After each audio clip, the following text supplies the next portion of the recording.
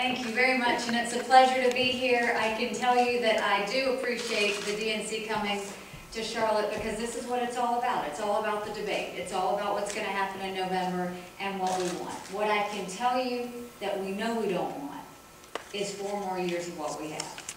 They have always said, if you keep doing what you've always been doing, you're going to keep getting what you've always gotten. And what we know now is that if you compare where we are 4 years ago, unemployment is higher, the debt is higher, the median income is lower, people don't have as much in their wallets as they used to, gas prices almost doubled. If you ask your average household, just your average household, your average mom, they're going to tell you, we all know someone who's lost a job. We all have seen that we have less in our wallets than when we started. We all know that we are worried about the debt that our children are taking on. And we all know that something has to give. What I love about America is that we have ability to self-correct. What I am astonished by is that this president has admitted it for himself. When you ask him what grade he would give himself, he said an incomplete. I have a 10-year-old and a 14-year-old. I know if on their report card they came home with an incomplete, that means they failed, unless there is summer school. There is no summer school. So he has basically said, I didn't get the job done. It is time for real courage in our country. I'm not worried about the people of the United States because I know that they're going to say, we deserve better. It's like the 2 independents I talked about last week in Michigan. They said, we're just learning about Governor Romney and we know we don't know everything yet. But what we do know is right here, right now, we deserve better than what we have. And that's what we're facing with. This secondary war on women, I expect under 60 days of total distractions.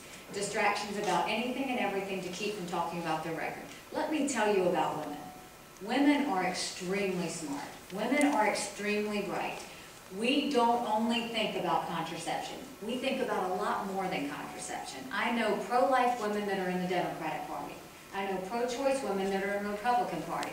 But I also know that all women care about their budgets.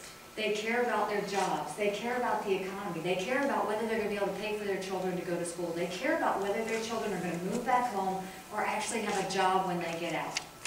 They care about regular things that deal with jobs and the economy. It is insulting to say a woman only cares about contraception or a woman only cares about pro-life, pro-choice issues.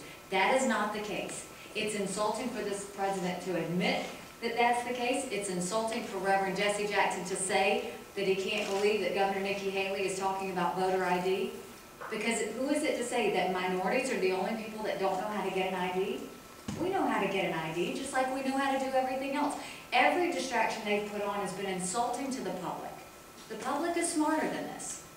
What I can tell you is the public is going to go to that ballot box, and they are going to look at their wallets, and they're going to look at their families, and they're going to look at their jobs, and they're going to say, are we better than we were 4 years ago, or do we deserve better?